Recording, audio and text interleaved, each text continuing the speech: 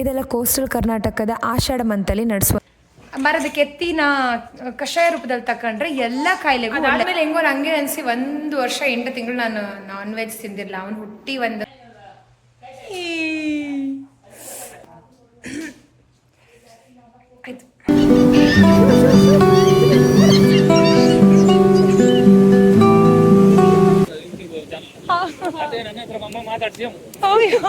ಈಗ ಈ ಮೀನುಗಳೆಲ್ಲ ಮೊಟ್ಟೆ ಹಾಕ್ತು ಅಂತಲ್ಲ, ಸೊ ಈ ಟೈಮಲ್ಲಿ ಹಾಯ್ ಎಲ್ಲರೂ ಹೆಂಗಿದ್ರಿ, welcome back to my new vlog. ಎಲ್ರಿಗೂ ಕರ್ಕಟ ಅಮಾವಾಸ್ಯೆ ಶುಭಾಶಯಗಳು. ಇವತ್ತು ಕರ್ಕಟ ಅಮಾವಾಸ್ಯೆ ಮತ್ತು ಭೀಮನ ಅಮಾವಾಸ್ಯೆ ಎರಡೂ ಹೌದು. ಈ ಕರ್ಕಟ ಅಮಾವಾಸ್ಯೆ ಅಂದರೆ ಅಂತ, ಕರ್ಕಾಟಕ ಅಮಾವಾಸ್ಯೆನ ಆಟಿ ಅಮಾವಾಸ್ಯೆ ಅಂತ ಕೂಡ ಕರೀತಾರೆ. ಮತ್ತು ಇವತ್ತು ಭೀಮನ ಅಮಾವಾಸ್ಯೆ ಕೂಡ. ಇದೆಲ್ಲ ಕೋಸ್ಟಲ್ ಕರ್ನಾಟಕದ ಆಷಾಢ ಮಂತಲ್ಲಿ ನಡೆಸುವಂಥ ಒಂದು ಆಚರಣೆಗಳು. ಈ ದಿನ ಹಾಲೆ ಕಷಾಯ ಕುಡಿತಾರೆ ಆಯಿತಾ. ಹಾಲೆ ಅಂದರೆ ತುಳುವಲ್ಲಿ ಪಾಲೆ ಕಷಾಯ ಅಂತ ಕರೀತಾರೆ. ಪಾಲೆ ಮರದಿಂದ ಮಾಡೋದಿದು. ಇದಕ್ಕೆ ಇಂಗ್ಲೀಷಲ್ಲಿ ಅಲ್ಸ್ಕೋನಿಯಸ್ ಕಲರಿಸ್ ಅಂತ ಕರೀತಾರೆ. ಇದ್ರ ಬಗ್ಗೆ ಜಾಸ್ತಿ ಮರದ ಬಗ್ಗೆ ಹೇಳೋಕ್ಕೂ ಹೆದರಿಕೆ ಯಾಕೋತಾ.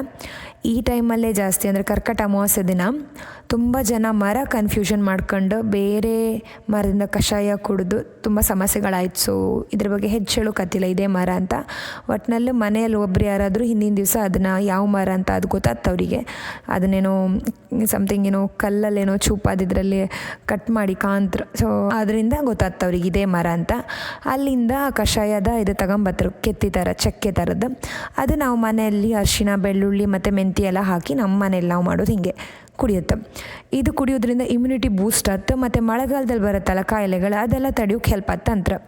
ಮತ್ತು ಇದೇ ದಿನ ನಾವು ಸಮುದ್ರ ಸ್ನಾನ ಕೂಡ ಮಾಡತ್ತೆ. ಯಾಕಂತ ಅಂದರೆ ನಮ್ಮ ಪಾಪಗಳನ್ನೆಲ್ಲ ಕಳೆದು ಒಳ್ಳೇದಾಗಲಿ ಅಂತ ಹೇಳಿ ಒಂದು ನಂಬಿಕೆ ಇತ್ತು ಈ ದಿನ. ಆ್ಯಂಡ್ ಈ ಕಷಾಯ ಇವತ್ತು ಕುಡಿದ್ರೆ ಇನ್ನು ನೆಕ್ಸ್ಟು ಮತ್ತು ಪುನಃ ಕರ್ಕಾಟಕ ಅಮಾವಾಸ್ಯೆ ಬತ್ತಲ್ಲ ಅದೇ ಟೈಮಲ್ಲಿ ಕುಡಿಯೋದು. ಈ ದಿನ ಸ್ನಾನ ಮಾಡಿದ್ರೆ ಒಳ್ಳೇದು ಅನ್ಕೊಂಡು ಹಾಗೆ. ಸೊ ಈಗ ಹೊರಟಿತ್ತು ಸಮುದ್ರ ಸ್ನಾನಕ್ಕೆ. ಕಷಾಯ ಕುಡಿಕೀಗ ಹಾಲಿ ಕೊಡಿ ಕಷಾಯ. ಶಿವಾಂಶ್ ಫಸ್ಟ್ ಕುಡಿತಾ, ಈಗ ಕುಡಿದ್ರೆ ಪಟ್ಟ ಕರ್ಕೊಳಂತೆ.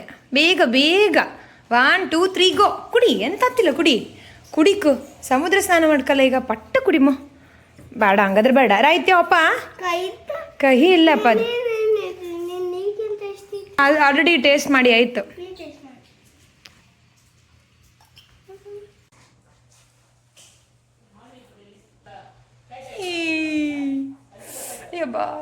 ಮಕ್ಕಳಿಗಿಂತ ನನಗೆ ಕಷ್ಟ ಆಗ್ತಿತ್ತು. ಕಷಾಯ ಕುಡು.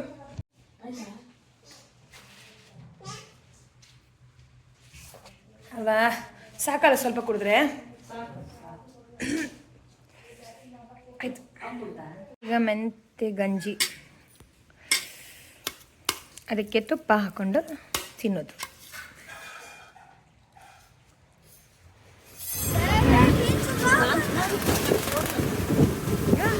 ಸೌಂಡ್ ಅಂದ್ರೆ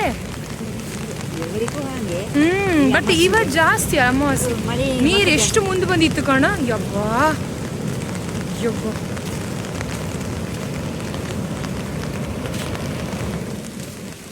ಬಾ, ಹತ್ರ ಬಾ.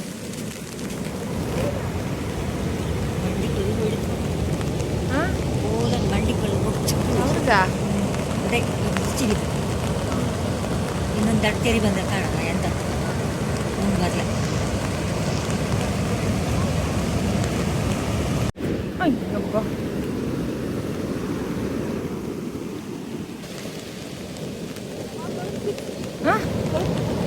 ನಿಂತಲ್ಲಿ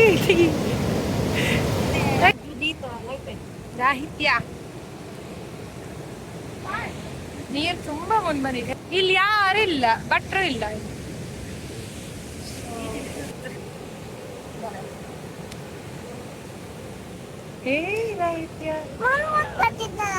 ಇಲ್ಲ ಮಗಳೇ, ಎಂತ ಬತ್ತಿತ್ತ? ಯಾವ್ದು ಮುಂದ್ ಬತ್ತಿತ್ತ? ನೀರಾ? ಖುಷಿ ಆಯ್ತಾ ನಿಂಗೆ? ಅಮ್ಮ ಹಿಂದೆ ಬನ್ನಿ, ಸ್ವಲ್ಪ ಸಾಕು. ಯಬ್ಬ, ಇದೆಂತ ಸಮುದ್ರಕ್ಕೆ ಒಂದು ನಮಸ್ಕಾರ ಮಾಡಿ ತೀರ್ಥ ತಗೊಂಡು ಭಟ್ರಿಲಿಲ್ಲ. ನಾವು ಬಂದದ್ದು ಬೇರೆ ಜಾಗ.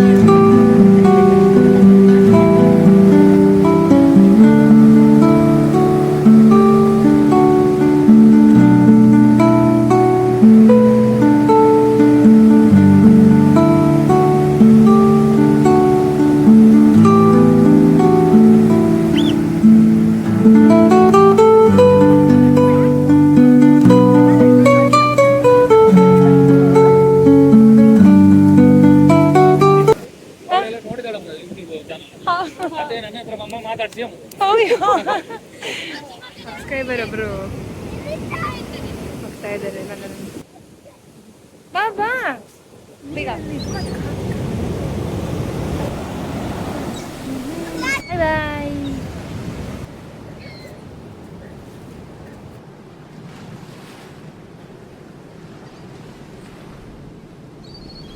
ಸಮುದ್ರ ಸ್ನಾನ ಅನ್ಕೊಂಡು ಎಂತ ಇಲ್ಲಿಲ್ಲ ನಮ್ದು ಸುಮ್ಮನೆ ತೀರ ತಳ್ಕೊ ಬಂದು ಮತ್ತೆ ನಂದು ಫುಲ್ ಅರ್ಧ ಫುಲ್ ಇಲ್ಲಿ ತನಕ ಚಂಡಿ ಮಾಡ್ಕೊ ಬಂದೆ ಮತ್ತೆ ಅದು ತೆರೆ ಬತ್ತತ್ಕೊಂಡು ಹೆದರಿಕೆ ಸೊ ಹಂಗೆ ವಾಪಸ್ ಬಂದೆ ಮತ್ತೆ ಎಂತ ರಿಸ್ಕ್ ಅಂತ ಅಲ್ಲಿ ಸ್ನಾನ ಮಾಡೋಕೆ ಆಗ್ಲಿಲ್ಲ ಯಾಕಂದರೆ ತುಂಬ ನೀರು ಇದು ಫೋರ್ಸ್ ಜಾಸ್ತಿ ಇದೆ ಸೊ ಹೆದರಿಕೆ ಆಯ್ತು ನೀರು ಮತ್ತು ನೀರಿನ ಜೊತೆಗೆ ಆಡೋಕ್ಕಾಗಲ್ಲ ಅದು ಮಕ್ಕಳನ್ನೆಲ್ಲ ಕರ್ಕೊಂಡು ಎಷ್ಟು ರಿಸ್ಕ್ ತಗೊಂಡು ಆಗ್ತಿಲ್ಲ. ಹೋದಲ್ಲೆಲ್ಲ ನಾವು ಈ ಥರ ಫುಲ್ಲು ನೀರಲ್ಲೆಲ್ಲ 1-2-3 ಸರಿ ಮುಳುಕಿ ತೀರ್ಥ ಹಾಕೊಂಡೆಲ್ಲ ಬತ್ತಿದಿತ್ತು ಸ್ನಾನ ಮಾಡ್ಕೊಂಡು. ಬಟ್ ಇವತ್ತು ಆಗಲಿಲ್ಲ, ಜಸ್ಟ್ ತೀರ್ಥ ಹಾಕ್ಕೊಂಡು ನಾನು ಅರ್ಧ ಮುಳುಗಿದೆ ಮೀನ್ಸ್ ಅರ್ಧ ಬಟ್ಟೆ ಚಂಡಿ ಆಯಿತು. ಮಕ್ಕಳನ್ನ ಹತ್ರ ಬಿಡಲೇ ಇಲ್ಲ, ಅವ್ರಿಗೆ ಸುಮ್ಮನೆ ಹಿಂಗೆ ತೀರ್ಥ ಹಾಕದೆ ಒಂಚೂರೆಲ್ಲ ದಡದ ಹತ್ರನೇ ನೀರು ಬತ್ತಿತ್ತು, ಅಂದರೆ ತುಂಬ ಹಿಂದೆ ಬತ್ತಿದ್ದಿತ್ತು ನೀರು. ಸೊ ಅಲ್ಲೇ ಒಂಚೂರು ತೀರ್ಥ ಹಾಕೋದಷ್ಟೇ. ನೀವು ಯಾರಾದರೂ ಇವತ್ತು ಹೋದರೆ ತುಂಬ ಜಾಗ್ರತೆಯಲ್ಲಿ ಹೋಗಿ ಬನ್ನಿ. ಈ ಥರ ನೀರಲ್ಲಿ ಯಾವತ್ತೂ ಆಡೋಕೆ ಹೋಗ್ಬೇಡಿ. ಸೊ ನೀರಿನ ಜೊತೆ ಆಡೋಕ್ಕಾಗ ತುಂಬ ರಿಸ್ಕ್ ಅದರದ್ದು ಇದು ಕಂಡೆ ನಂಗೆ ಹೆದರಿಕೆ ಆಯ್ತು, ಎಷ್ಟು ವೇವ್ಸ್ ಯಪ್ಪ. ಆ್ಯಂಡ್ ಅಲ್ಲಿಂದ ಮನೆಗೆ ಬಂದು ಫ್ರೆಶ್ ಅಪ್ ಆಗಿ ಈಗ ಅಡುಗೆನೂ ಆಯಿತು, ಮೀನು ಸಾರು. ಸೊ ಎಲ್ಲ ರೆಡಿ. ಆ್ಯಂಡ್ ಇದು ಶ್ರಾವಣ ಮಾಸ ಬಂತಲ್ಲ ಈಗ. ಸೊ ಶ್ರಾವಣ ಮಾಸದಲ್ಲಿ ತುಂಬ ಜನ ನಾನ್ ವೆಜ್ ಬಿಡ್ತಾರೆ. 1 ಮಂತ್ ಫುಲ್ಲು ಈ ಏನು ನಾನ್ ವೆಜ್ ಬಿಟ್ಟು ವೆಜಿಟೇರಿಯನ್ ಆದ್ರು. ಇವನ್ ನಮ್ಮ ಮನೇಲಿ ನಮ್ಮಮ್ಮ ದೊಡ್ಡಮ್ಮ ಎಲ್ಲ ಅದೆಲ್ಲ ಫಾಲೋ ಮಾಡ್ತಾರೆ. ನಮ್ಮ ಮನೇಲಿ ಮಾಡ್ದಿಲ್ಲ ಅಂದರೆ ನಾವು ತಿಂತಿಲ್ಲ, ಬಟ್ ಹೊರಗಡೆ ಹೋದಾಗ ನಾವು ತಿಂತು. ಸೊ ನಾನಷ್ಟು ಫಾಲೋ ಮಾಡೋಕೆ ಹೋಗ್ತಿಲ್ಲ. 1 ಮಂತೆಲ್ಲ ಬಿಡೋದು ಸ್ವಲ್ಪ ಕಷ್ಟನೇ. ಅದೇ ಮಂತೆಲ್ಲ ಬಿಡೋದು ಕಷ್ಟ, ಬಟ್ ಮಂತ್ ಬಿಡೋದು ಕಷ್ಟ ಅಂತಿದ್ದೆ. ನನ್ನ ಮಗನ ಪ್ರೆಗ್ನೆನ್ಸಿಯಲ್ಲಿ ನಾನ್ ವೆಜ್ ಬಿಟ್ಟಿದ್ದೆ ಆಲ್ಮೋಸ್ಟ್ 1 ವರ್ಷ 8 ತಿಂಗಳು ನಾನೇನೋ ಅನ್ಕೊಂಡಿದ್ದೆ. ಸೊ 1 ವರ್ಷ 8 ತಿಂಗಳು ನಾನು ನಾನ್ ವೆಜ್ಜೇ ತಿಂದಿರಲಿಲ್ಲ, ವೆಜಿಟೇರಿಯನ್ನು. ನನಗೆ ಶಾಕ್, ಯಾಕಂದರೆ ನಂಗೆ ನಾನ್ ವೆಜ್ ಅಂತ ತುಂಬ ಇಷ್ಟ. ಅದರಲ್ಲೂ ಚಿಕನ್ ಫಿಶ್ ಎಲ್ಲ ತುಂಬ ಇಷ್ಟಪಡ್ತಿದ್ದೆ. ಫುಲ್ ವಾರ ಪೂರ ವೆಜ್ ತಿನ್ನೋದು ಕಷ್ಟ ಆದಿತ್ತು ನಂಗೆ ಮೊದಲು. ಅದಾದಮೇಲೆ ಹೆಂಗೋ ನನಗೆ ಅನಿಸಿ 1 ವರ್ಷ 8 ತಿಂಗಳು ನಾನು ನಾನ್ ವೆಜ್ ತಿಂದಿರಲಿಲ್ಲ. ಅವನು ಹುಟ್ಟಿ ಒಂದು 7 days 8 days ಆದಮೇಲೆ ನಾನು ನಾನ್ ವೆಜ್ ತಿನ್ನೋಕೆ ಸ್ಟಾರ್ಟ್ ಮಾಡೋದು ಆಯಿತಾ. ಅಂದರೆ ಅವ್ನು ಹುಟ್ಟೋಕ್ಕೂ ಮುಂಚೆ ಇಂದನೇ ನಾನು ತಿಂತಾ ಇಲ್ಲ ಇದ್ದ. ಆಮೇಲೆ ಪ್ರೆಗ್ನೆನ್ಸಿ 9 months ಆ ಥರ. ಓವರಾಲ್ ಅಂದರೆ 1 ವರ್ಷ 8 ತಿಂಗಳು ನಾನು ನಾನ್ ವೆಜ್ ಬಿಟ್ಟಿದ್ದೆ. ಪ್ರೆಗ್ನೆನ್ಸಿಯಲ್ಲೂ ತಿಂದಿಲ್ಲ, ಮಗನ ಪ್ರೆಗ್ನೆನ್ಸಿಯಲ್ಲಿ ಆಗೆಲ್ಲ ಬಿಟ್ಟಿದ್ದೆ. ಬಟ್ ಈಗ ನನಗೆ ಬಿಡ್ಕಂತ ಅನ್ಸೋದಿಲ್ಲ, ಯಾಕಂದರೆ ಯಾವುದೇ ಆದರೂ ನಾವು ಮನಸ್ಸಿಂದ ಬಿಡ್ಕಲ್ಲ. ಯಾರೋ ಹೇಳ್ರು ಅಂದ್ಕೊಂಡು ಬಿಡೋಕ್ಕಾತಿಲ್ಲ, ನಮಗೆ ಅನಿಸಿ ಬಿಟ್ಟರೆ ಬಿಡ್ಲಕ್ಕೆ, ಇಲ್ಲಾಂದರೆ ಬಿಡೋಕ್ಕಾತಿಲ್ಲ. ಸೊ ನನಗೂ ಹಾಗೆ, ಅದಕ್ಕೆ ನಾನು ಬಿಡಲಿಲ್ಲ. ಈಗ ಮನೇಲಿ ಅಮ್ಮ ತಿಂತಿಲ್ಲ. ಇವತ್ತೇ ಲಾಸ್ಟ್ ಅನ್ಸುತ್ತಾ, ನಾಳೆದ ತಿಂತಿಲ್ಲ. ನಮಗೂ ಗೊತ್ತಿಲ್ಲ, ಅದೇ ಹೇಳ್ತಾರಲ್ಲ ದೇವ್ರ ಮನ್ಸು ಕೊಡ್ಕೆ ಅಂತಕ್ಕಂತ. ಬಟ್ ಈ ಸರಿ ನಂಗೆ ಆ ಥರ ಫಾಲೋ ಮಾಡೋಕೆ ಇಷ್ಟ ಇಲ್ಲ. ನೆಕ್ಸ್ಟ್ ಟೈಮ್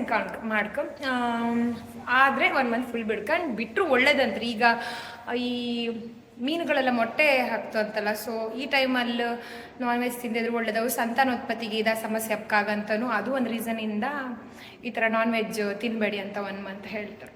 ಮತ್ತು ನಂಗೆ ಗೊತ್ತಿಲ್ಲ ಸರಿ. ಸೊ ನಾಳೆಯಿಂದ ನಮ್ಮ ಮನೇಲಿ, ಅಂದರೆ ಅಮ್ಮನ ಮನೇಲಿ ನಾನ್ ವೆಜ್ ಇಲ್ಲ, ನಾನು ಮಾಡ್ತೇನೆ ನಾನ್ ವೆಜ್. ಪಪ್ಪ ಅವರಿಗೆಲ್ಲ ಸ್ವಲ್ಪ ಕಷ್ಟನೇ ಆಗುತ್ತೆ, ಯಾಕಂದರೆ ತಿನ್ಕೊಂಡಿಪ್ಪವ್ರಿಗೆ ಸ್ವಲ್ಪ ಕಷ್ಟ ಅಲ್ಲ ನಾನ್ ವೆಜ್ 1 ಮಂತ್ ಫುಲ್ ಬಿಡೋದಂದರೆ. ಮತ್ತು ಶ್ರಾವಣ ಸ್ಟಾರ್ಟ್ ಆಯ್ತಲ್ಲ, ಶ್ರಾವಣ ಶನಿವಾರ ದೇವಸ್ಥಾನಕ್ಕೆ ಹೋಗಿರುತ್ತೆ ನಮ್ಮ ಸರಿ. ನಾಳೆ ಶುಕ್ರವಾರ, ಫಸ್ಟ್ ಶ್ರಾವಣ ಮಾಸದಲ್ಲಿ ಫಸ್ಟ್ ಶುಕ್ರವಾರ ಬೆಳಿಗ್ಗೆ ದೇವಸ್ಥಾನಕ್ಕೆ ಹೋದ್ರೆ ತುಂಬ ಒಳ್ಳೇದಂತ. ಸೊ ನೀವೇ ಯಾರಾದರೂ ಹಪ್ಪೋರಿದ್ರೆ ಹೋಗಿ ಬನ್ನಿ, ದೇವರಿಗೆ ಒಂದು ಹತ್ತಿರದಲ್ಲೇ ದೇವಸ್ಥಾನ ಎಲ್ಲ ಇದ್ದರೆ. ತುಂಬ ದೇವರು, ಕೆಲವರು ತುಂಬ ದೇವರಂದ್ರೆ ತುಂಬ ಇದು ಮಾಡ್ತಾರಲ್ಲ. ನಾವು ದೇವಸ್ಥಾನಕ್ಕೆ ಹೋದ್, ಬಟ್ ತುಂಬ ಜಾಸ್ತಿ ಇಲ್ಲ. ದೊಡ್ಡಮ್ಮ ಅಮ್ಮ ಎಲ್ಲ ಅವ್ರು ತುಂಬ ದೇವಸ್ಥಾನಕ್ಕೆಲ್ಲ ಹೋಗೋದು ಜಾಸ್ತಿ, ಅದ್ರಲ್ಲಿ ದೊಡ್ಡಮ್ಮ ಜಾಸ್ತಿ. ಮತ್ತೆಂತ ಅಂದರೆ ಅದೇ ಈ ವರಮಹಾಲಕ್ಷ್ಮಿ ಬಂತಿನ್ನು. ಸೊ ಅದೆಲ್ಲ ಮುಗಿಸಿ 1 ಮಂತ್ ಶ್ರಾವಣ ಎಲ್ಲ ಮುಗಿದ್ಮೇಲೆ ನಮ್ಮ ಮನೆಯಲ್ಲೇ, ನಾನು ಅಮ್ಮನ ಮನೇಲಿ ತಿಂಬಕ್ಕೆ ಸ್ಟಾರ್ಟ್ ಮಾಡೋದು. ನೀವ್ಯಾರು ಈ ಥರ 1 ಮಂತ್ ಶ್ರಾವಣ ಮಾಸದಲ್ಲಿ ನಾನ್ ವೆಜ್ ಬಿಡ್ತೀರಾ? ಆ್ಯಂಡ್ ಬಿಡೋದ್ರಿಂದ ಇನ್ನೂ ಏನಾದರೂ ರೀಸನ್ಸ್ ಇತ್ತಾ? ಸೊ ನಂಗೆ ಇಷ್ಟು ಗೊತ್ತಿತ್ತು ಅಷ್ಟೇ. ನಿಮ್ಗೆ ಏನಾದರೂ ಬೇರೆ ಗೊತ್ತಿದ್ರೆ ಹೇಳಿ ಆಯಿತಾ. ಇನ್ಫ್ಲುಯೆನ್ಸ್ ಆಗಿ ಬಿಡ್ಬೋದಾ, ನೆಕ್ಸ್ಟ್ ಏನಕ್ಕೆ ರೀಸನ್ ಎಂತ, ಅದು ಬಿಡು ರೀಸನ್ ಎಂತ ಅನ್ನೋದು ಹೇಳಿ. ನಂಗೆ ಶ್ರಾವಣ ಮಾಸ ಒಳ್ಳೆಯದು, ದೇವರಿಗೆ ಏನು ಸಂಬಂಧಪಟ್ಟದಂತಲೂ ಹೇಳ್ತಾರೆ. ಇನ್ನೇನಾದರೂ ಡಿಫ್ರೆಂಟಾಗಿ ಏನಾದರೂ ಗೊತ್ತಿದ್ರೆ ಇದ್ರ ಬಗ್ಗೆ ಹೇಳಿ ಆಯಿತಾ. ಸೊ ಓಕೆ, ಇವತ್ತಿನ ವ್ಲಾಗ್ ಇಷ್ಟೇ. ಮತ್ತೆ ವ್ಲಾಗಲ್ಲಿ ಸಿಗ್ತೇವೆ. ಬಾಯ್, ಟೇಕ್ ಕೇರ್, ಲವ್ ಯು.